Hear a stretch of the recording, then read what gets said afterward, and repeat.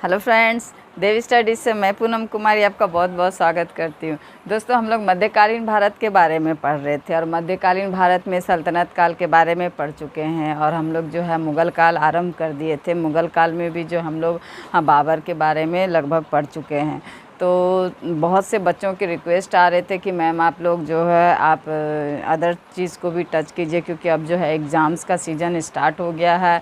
अब अलग अलग एग्ज़ाम्स जो आने वाले हैं, बिहार एसआई, फिर बीपीएससी और भी जो है दिल्ली एसआई, आपका यूपी एसआई, यानी बहुत सारे एग्ज़ाम्स जो है आपका लगातार अब स्टार्ट होंगे यानी होने हैं। तो इसको ध्यान में रखते हुए जो है मैं, चूँकि हिस्ट्री को तो रोक नहीं सकती हूँ और वह जो है आपको क्रमानुसार ही पढ़ना होगा, तो बीच बीच में कोशिश करूँगी कि कुछ और चीज़ों को भी जो है बीच बीच में मैं बताती चलूँ, क्योंकि एग्ज़ाम सिर्फ हिस्ट्री से ही नहीं आते हैं बल्कि सभी सब्जेक्ट को पूछा जाता है। तो इतनी जल्दी तो मैं सारा कुछ कंप्लीट नहीं कर सकती, लेकिन जो कोशिश करूँगी, जो हो पाएगा वो सब आप लोगों को देने की। तो आइए हम लोग जो है आज इस क्लास में जो है हम लोग भारत की जो जनगणना यानी 2011 की जनगणना के बारे में पढ़ेंगे, क्योंकि जनगणना से प्रश्न हमेशा जो है हर एग्ज़ाम्स में, चाहे कोई भी एग्ज़ाम हो, एक ना एक ज़रूर पूछा जाता है। तो इसलिए हम लोगों के लिए जो जनगणना जानना बहुत ज़रूरी है। तो आइए हम लोग जनगणना के बारे में जानते हैं। तो दोस्तों, ये जो भारत की जनगणना है जो कि 2011 में हुई थी, अगली जो जनगणना है 2021 में होनी है। तो 2011 की जनगणना से ही प्रश्न अभी पूछे जाएंगे, क्योंकि 2021 की जनगणना तो अभी हुई नहीं है। तो जो भी प्रश्न बनेंगे तो वो आपका 2021 की जनगणना से ही 2011 की जनगणना से ही बनेंगे। तो हम लोग आइए 2011 की जो जनगणना है उसके बारे में जो है जानने का प्रयास करते हैं। सबसे पहले तो दोस्तों, ये जो 2011 की जो जनगणना थी वह भारत की 15वीं जनगणना थी। इस चीज़ को बिल्कुल भी ध्यान रखना है कि यह जो है जनगणना 2011 की जो जनगणना है वह भारत की 15वीं जनगणना है। और इस जनगणना के जो जनगणना आयुक्त थे दोस्तों, ये आपके श्री सी चंद्र मौली जी थे। यानी जनगणना आयुक्त जो थे इस 2011 की, वो श्री चंद्र मौली जी थे। और जहां अगर प्रथम जनगणना की बात करें हम लोग दोस्तों भारत में, तो प्रथम जनगणना जो है दोस्तों यह आपका 1872 में लॉर्ड मेयो के शासनकाल में आरंभ हुई थी। तो दोस्तों, ये सब बेसिक चीज़ें हैं जिससे प्रश्न अक्सर पूछे जाते हैं। क्योंकि अब जो है एग्ज़ाम्स का लेवल हाई हो गया है, टफ़ हो गया है, तो अब ये सब से भी प्रश्न जोड़ करके पूछा जाता है। किंतु ये सब बेसिक चीज़ें हैं जिसे जानना आप लोगों के लिए बहुत ज़रूरी है। तो प्रथम जनगणना की अगर हम लोग बात करें तो 1872 में लॉर्ड मेयो के शासनकाल में हुई थी। वहीं नियमित जनगणना मतलब कि होता है दोस्तों, जैसे प्रत्येक जो 10 वर्ष में जो जनगणना का आरंभ हुआ था, करने की जो प्रक्रिया का आरंभ हुआ था, वह जो है आपका 1881 में लॉर्ड रिपन के शासनकाल में आरंभ हुआ था। तो ये आपकी बेसिक चीज़ें हैं। और जो आपका जो जनगणना है दोस्तों, यह केंद्रीय सूची की विषय है, केंद्र सूची। वहीं आपका जो जनसंख्या और जो परिवार नियोजन है, ये आपका समवर्ती सूची का विषय हो जाता है। यानी कि ये केंद्र जो जनगणना है यह जो है आपका केंद्र सूची के अंतर्गत आता है, और जो परिवार नियोजन और जनसंख्या नियंत्रण है यह जो आपका समवर्ती सूची के अंतर्गत आता है। वहीं 246 जो अनुच्छेद आपका 246 है दोस्तों, इसमें जो है आपका यानी कि आपका जनगणना के संबंध में दिया गया है कि जो ये जनगणना का जो विषय है वह केंद्रीय सूची के अंतर्गत आता है। तो आर्टिकल आपका 246 जो है आपका केंद्र सूची के अंतर्गत जो है, इस आर्टिकल के अंतर्गत जो है केंद्र सूची के पाले में या पक्ष में जो कहिए आपको ये जनगणना दिया गया है। यानी कि कोई भी राज्य जो है जनगणना नहीं करवा सकती है, यह केंद्र का काम है, यह केंद्र का ही अधिकार है। तो ये जो दिया गया है आपका आर्टिकल 246 में इस चीज़ का वर्णन किया गया है। तो ये सब कुछ बेसिक चीज़ें हैं दोस्तों। जो जनगणना से संबंधित है इनको जानना आप लोगों के लिए बहुत ज़रूरी है। तो आइए हम लोग जो है अब यानी कि जो जनगणना से संबंधित जो प्रमुख चीज़ें हैं वो हम लोग जो है भारत के संदर्भ में भी देखने का प्रयास करेंगे और बिहार के संदर्भ में भी देखने का प्रयास करेंगे। क्योंकि जो बच्चे बिहार से रिलेटेड एग्ज़ाम में बैठते हैं, जो बच्चे बिहार से रिलेटेड एग्ज़ाम की तैयारी कर रहे हैं, वहाँ क्या होता है कि आपका यानी केंद्र से ज़्यादा जो आपका बिहार से पूछा जाता है। तो बिहार में भी एग्जैक्टली स्कोर आपका पूछा जाता है जो बिहार से संबंधित एग्ज़ाम्स होते हैं। तो हम लोग जो है भारत के संदर्भ में भी इस जनगणना को देखेंगे जो कि 2011 की जनगणना है, और आपका बिहार के संदर्भ में भी साथ साथ जो हम लोग क्लियर करते जाएंगे। तो क्या होगा, दोनों चीज़ आपका क्लियर साथ साथ होता जाएगा। तो आइए सबसे पहले जो हम लोग भारत के संदर्भ में देखते हैं कि भारत की जो है कुल जनसंख्या कितनी है दोस्तों। तो भारत की जो कुल जनसंख्या है दोस्तों वह 121,08,54,977 जो है आपका भारत की कुल जनसंख्या है।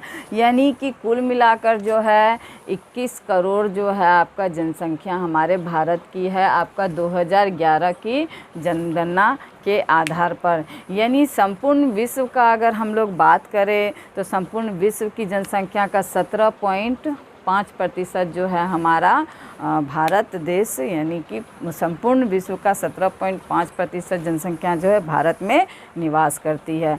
और यह जो है यानी जनसंख्या के आधार पर दोस्तों भारत जो है हमारा दूसरे स्थान पर है, प्रथम स्थान पर चीन है, ये आप सबको पता ही होगा। तो इसके आगे हम लोग जानते हैं कि दोस्तों ये जो जनसंख्या जो कि 121 करोड़ जो जनसंख्या है, तो ये 21 करोड़ जनसंख्या जो है दोस्तों यह आपका जो कि 17.5% विश्व की जनसंख्या का है। तो इसमें सबसे ज़्यादा जो जनसंख्या वाला जो राज्य है वो आपका उत्तर प्रदेश है। यानी उत्तर प्रदेश जो है जनसंख्या के आधार पर सबसे उच्चतम स्तर पर है, सबसे ज़्यादा जनसंख्या है यहाँ। और सिक्किम जो है सबसे निचले स्तर पर, यानी जनसंख्या के मामले में सिक्किम जो है आपका सबसे निचले पायदान पर है, अंतिम। तो उत्तर प्रदेश नंबर 1 पे है, महाराष्ट्र नंबर 2 पे है, नंबर 3 पे जो है आपका बिहार है जनसंख्या के मामले में। तो ये आपका हो गया दोस्तों भारत के संदर्भ में जनसंख्या। अब हम लोग बिहार के संदर्भ में जनसंख्या की बात करते हैं। तो बिहार की जनसंख्या दोस्तों 10,40,00,000 आपका 99,452 है। तो आपको एग्जैक्टली ये अगर बिहार के एग्ज़ाम में बच्चे बैठ रहे हैं जो भी आप लोग, तो एग्जैक्टली आपको ये आंकड़ा याद रखना पड़ेगा। अगर भारत के संदर्भ में आप इतना भी याद रख लेंगे, यानी फर्स्ट और लास्ट का याद रख लीजिएगा तो शायद काम बन जाए। लेकिन बिहार के एग्ज़ाम से संदर्भित अगर जो बच्चे हैं वो इसका पूरा आंकड़ा आप रख सकते हैं। यानी कि 10,41,00,000 जो आपका बिहार की जनसंख्या लगभग है। और इस जनसंख्या के मामले में पटना जो है, यानी बिहार के संदर्भ में अगर हम लोग बात करें, भारत के संदर्भ में तो प्रथम आपका हो गया उत्तर प्रदेश और लास्ट हो गया आपका सिक्किम। किंतु आपका बिहार के संदर्भ में अगर बात करें तो प्रथम में आपका पटना हो जाएगा, और अंतिम का अगर हम लोग बात करें तो अंतिम आपका शेखपुरा हो जाएगा। यानी पटना ज़िला जो है जो कि राजधानी है बिहार की, ये आपका जो है यानी कि जनसंख्या के मामले में नंबर 1 पे है, और शेखपुरा जो है यह नंबर यानी अंतिम पायदान पर है। यानी कि कुल मिलाकर फर्स्ट और लास्ट जो है यह बिल्कुल याद रखना होगा आप लोगों को, क्योंकि इससे जोड़ करके जो प्रश्न ज़्यादा पूछे जाते हैं। फर्स्ट, सेकेंड यानी थर्ड, फोर्थ और अंतिम, इनसे ज़्यादा प्रश्न पूछे जाते हैं।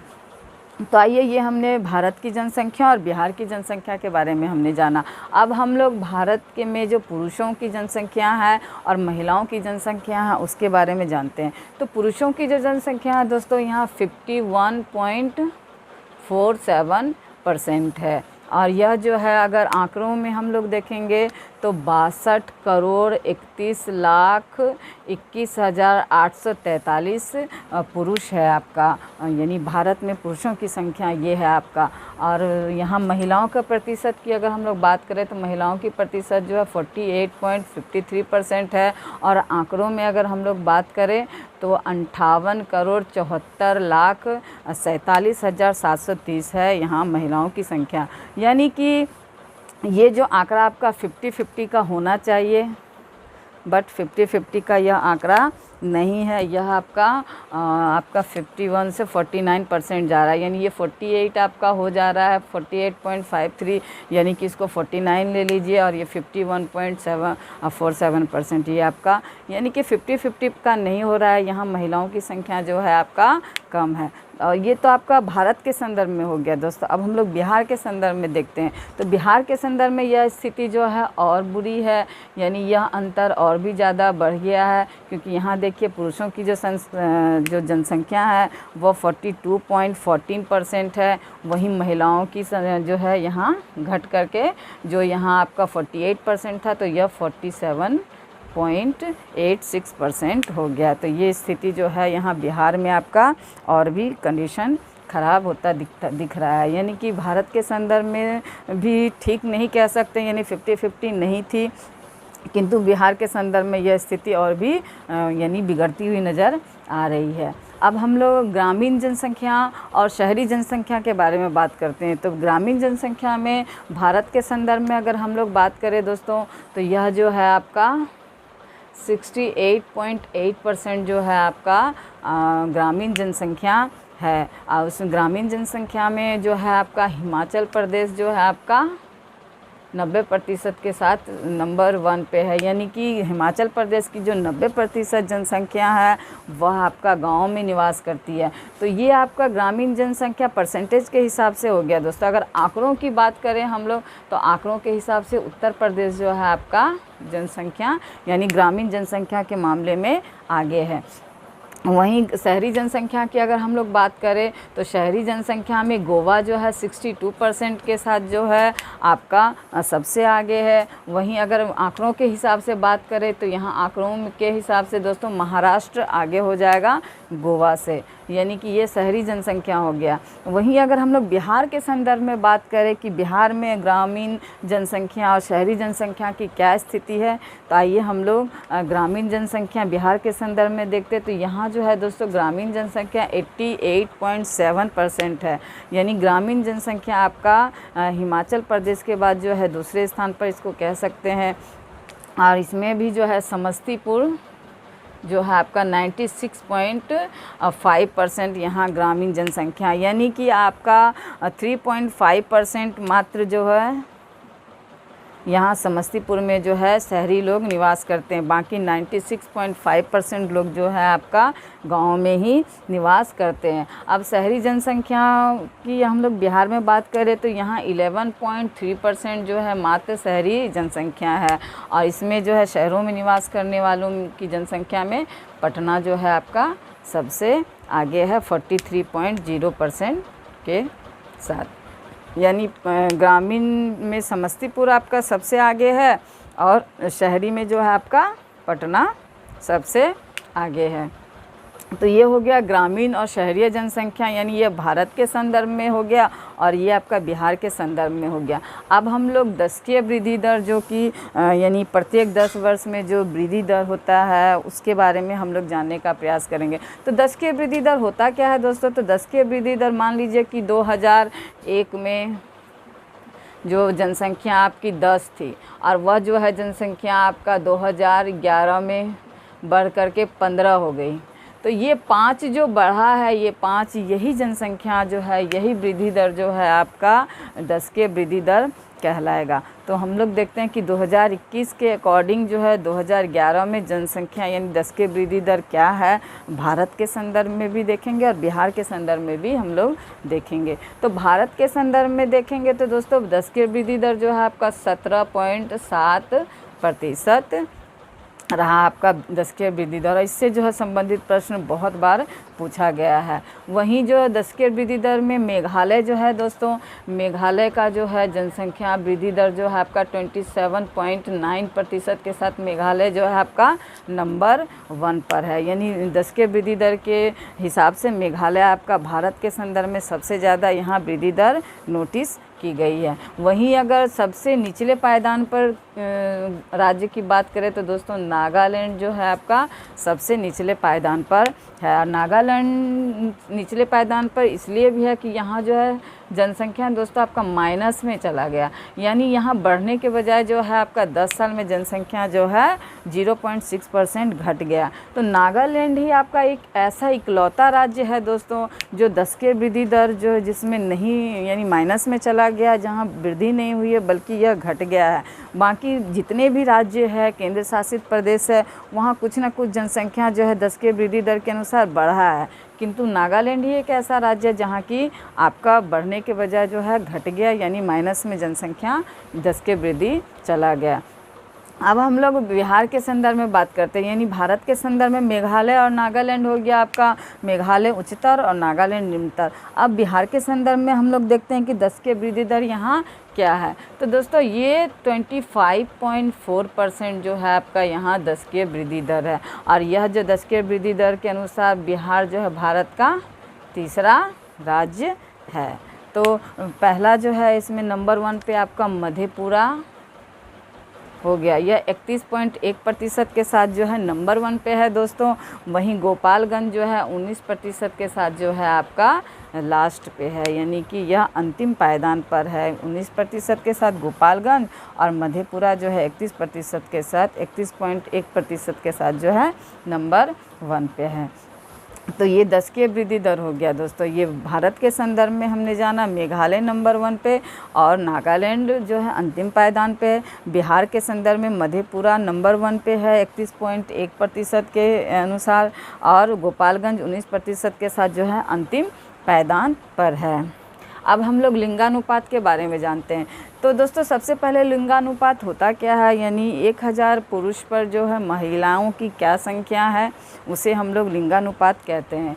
तो आइए हम लोग भारत के संदर्भ में भी लिंगानुपात को जानने का प्रयास करते हैं और बिहार के संदर्भ में भी। तो भारत के संदर्भ में जो है 943 महिलाएं हैं प्रति 1000 पुरुष पर, यानी कि यहाँ पर भी देखिए दोस्तों स्थिति जो है आपकी अच्छी नहीं। वहाँ हमने महिला और पुरुषों की स्थिति जो देखी, बस वही स्थिति आपका यहाँ पर शो कर रहा है। तो इसमें जो है लिंगानुपात की दृष्टि से अगर हम लोग देखें दोस्तों, तो लिंगानुपात आपका प्रति 1000 पुरुष पर 943 महिलाएं हैं, और इसमें जो है केरल की स्थिति जो है नंबर 1 पे है, यानी यहाँ आपका 1084 महिलाएँ हैं 1000 पुरुष पर।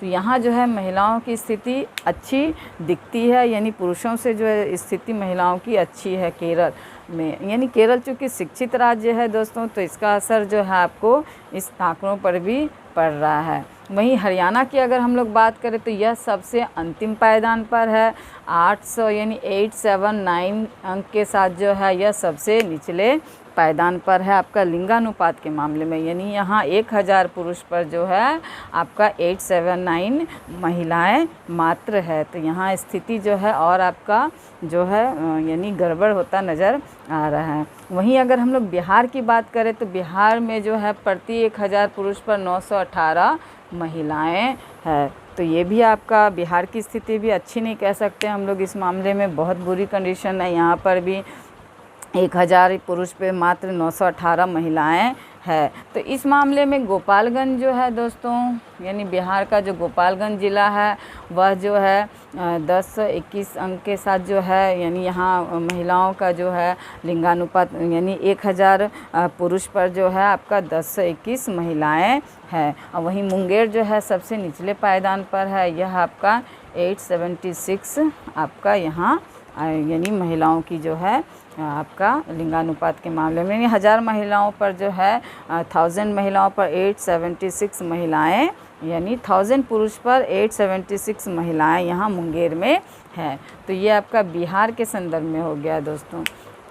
अब हम लोग यानी कि लिंगानुपात को हम लोग जाने, जिसमें केरल आपका 1084 के साथ सबसे यानी प्रथम स्थान पर है। द्वितीय स्थान यानी सबसे लास्ट आपका हरियाणा हो गया, और ये भारत के संदर्भ में हो गया। बिहार के संदर्भ में गोपालगंज जो है 1021 के साथ सबसे प्रथम स्थान पर है, और मुंगेर जो है सबसे निचले पायदान पर। अब हम लोग जो है शिशु लिंगानुपात की बात करते हैं दोस्तों। तो शिशु लिंगानुपात होता क्या है? तो शिशु लिंगानुपात होता है 0 से 6 वर्ष के जो बच्चे होते हैं उसके बीच जो है, यानी बालक बालिकाओं के बीच के जो अंतर को हम लोग शिशु लिंगानुपात कहते हैं। बालक बालिकाएं कितनी उम्र की? तो 0 से 6। तो शिशु लिंगानुपात के मामले में अगर हम लोग भारत के संदर्भ में देखें तो प्रति 1000 पे है जो है आपका 918 बालिकाएं हैं, यानी 1000 बालक पर जो है आपका 918 बालिकाएं हैं।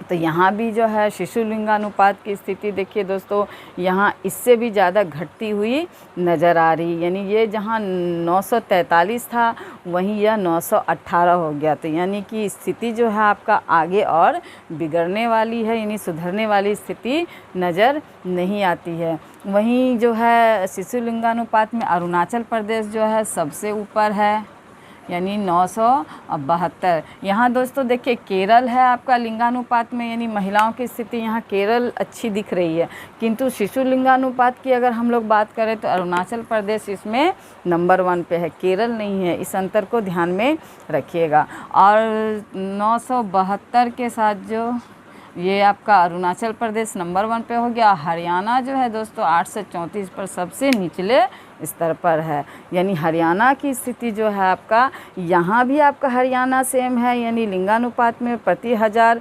पुरुष पे जो है, यानी यहाँ हरियाणा कम है लिंगानुपात में भी, और शिशु लिंगानुपात में भी हरियाणा जो है 8 से 34 के साथ जो है आपका सबसे निचले पायदान पर है, यानी कि इससे भी स्थिति यहाँ बुरी होती नज़र आ रही है। यानी 2021 की जो जनगणना होगी तो शायद उसमें जो है यह आंकड़ा और भी यानी घटता हुआ दिख सकता है। तो ये स्थिति यहाँ सुधरती हुई नज़र नहीं आ रही है, बल्कि बिगड़ती हुई ही नज़र आ रही है। वहीं भारत के संदर्भ में अगर हम लोग बात करें शिशु लिंगानुपात की तो 935 यहाँ है आपका 1000 बालक पर, यानी 1000 बालक पर जो है 935 बालिकाएं हैं। तो यहाँ भी बिहार की स्थिति भी अच्छी नहीं कह सकते हैं। यहाँ पर जो है शिशु लिंगानुपात में जो है किशनगंज जो है नंबर 1 पे है, यानी प्रति 1000 पे जो है आपका 971 बालिकाएं हैं 1000 बालक पे। और वहीं वैशाली जो है आपका 904 के साथ जो सबसे निचले पायदान पर है। तो ये आपका हो गया दोस्तों, यानी किशनगंज और वैशाली जो है आपका, किशनगंज प्रथम स्थान पर, वैशाली जो है सबसे निचले स्थान पर है। और भारत के संदर्भ में अरुणाचल प्रदेश जो है सबसे उच्च स्तर पर है, और हरियाणा जो है 834 के साथ जो है सबसे निचले स्तर पर है। अब हम लोग अंत में जो है घनत्व के बारे में जानते हैं।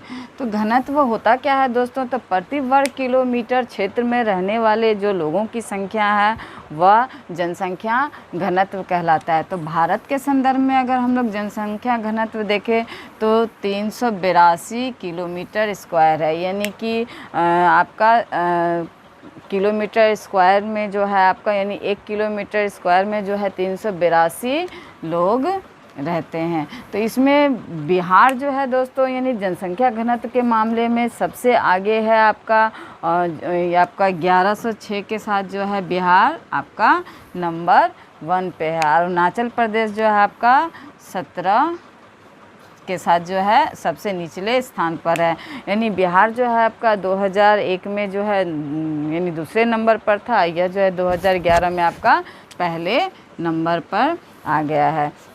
तो ये तो हो गया आपका भारत के संदर्भ में। अगर बिहार के संदर्भ में हम लोग बात करें तो यहाँ जो बिहार के संदर्भ में 1106 किलोमीटर स्क्वायर है, और इसमें जो है बिहार के ज़िलों की बात करें जनसंख्या घनत्व के मामले में तो शिवहर है जो आपका 1880 के साथ सबसे ऊपर है, और कैमूर जो है आपका 488 के साथ आपका सबसे नीचे है। चूँकि यह पहाड़ी क्षेत्र है तो यहाँ जनसंख्या घनत्व जो है आपका सबसे कम है। तो शिवहर इसमें सबसे ऊपर है, यानी नंबर 1 पे है, और पटना जो है आपका नंबर 2 पे है। और कैमूर जो है आपका सबसे नीचे यानी 488 के साथ जो है वह सबसे निचले स्तर पर है जनसंख्या घनत्व के मामले में।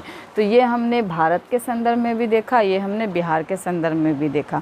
तो कुल मिलाकर जो है हमने भारत और बिहार को रिलेट करके जो है जनसंख्या यानी कुल जनसंख्या जाना, इसमें पुरुषों महिलाओं की स्थिति जानी, ग्रामीण जनसंख्या को जाना, शहरी जनसंख्या को हमने जाना, दशके वृद्धि को जाना, लिंगानुपात को जाना, शिशु लिंगानुपात को जाना और अंत में जो है हमने जनसंख्या घनत्व को भी जाना। अगली क्लास में जो है हम लोग जनसंख्या से संबंधित जो है यानी जनगणना से संबंधित जो है विभिन्न तथ्यों को जानने का प्रयास करेंगे। तो तब तक के लिए मेरे वीडियो को देखने के लिए, देव स्टडीज़ से जुड़ने के लिए बहुत बहुत धन्यवाद दोस्तों। जितना हो सके मेरे वीडियो को लाइक कीजिए, अपने दोस्तों को शेयर कीजिए और अगर अब तक मेरे चैनल को सब्सक्राइब नहीं किए तो मेरे चैनल को सब्सक्राइब भी ज़रूर कीजिए और मन लगाकर पढ़ाई कीजिए। Best of luck to all of you. धन्यवाद दोस्तों।